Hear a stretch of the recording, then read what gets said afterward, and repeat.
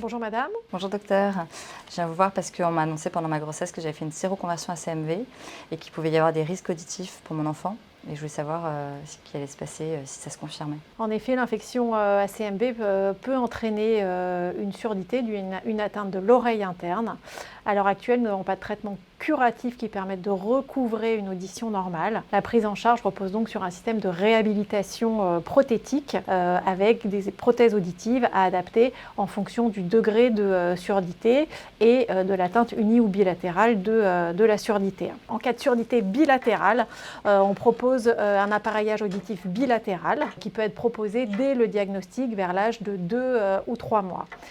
Si la surdité est sévère à profonde, donc importante, en général, l'appareillage auditif traditionnel n'est pas suffisant et on peut être amené à proposer ce qu'on appelle un implant cochléaire, qui est une prothèse auditive ultra performante qui permet de restaurer une qualité auditive de meilleure qualité. En parallèle de cette réhabilitation audioprothétique, on proposera une rééducation orthophonique ou ce qu'on appelle plutôt une stimulation auditive qui permet à l'enfant d'avoir une meilleure perception auditive et de pouvoir rentrer plus facilement dans le langage. En cas de surdité unilatérale, l'appareillage est moins urgent que dans une surdité bilatérale et on pourra proposer un appareillage à partir de l'âge de 6 ou 12 mois à apprécier en fonction des restes auditifs du bébé. Mais est-ce qu'il y a un traitement curatif du CMV? À l'heure actuelle, il n'y a pas de traitement curatif.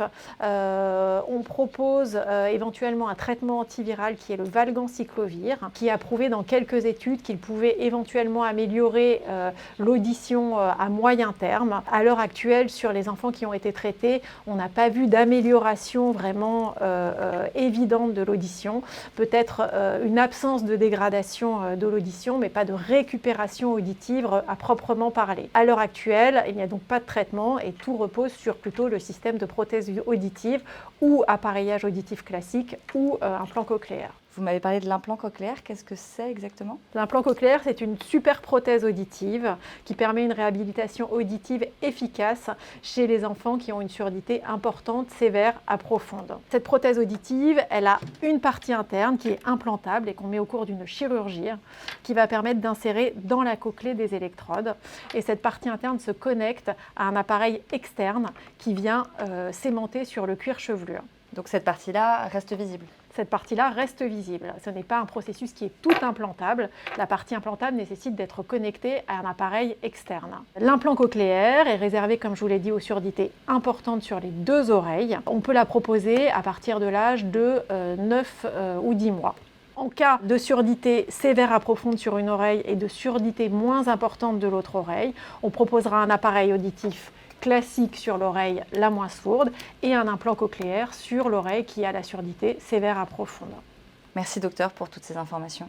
Avec plaisir.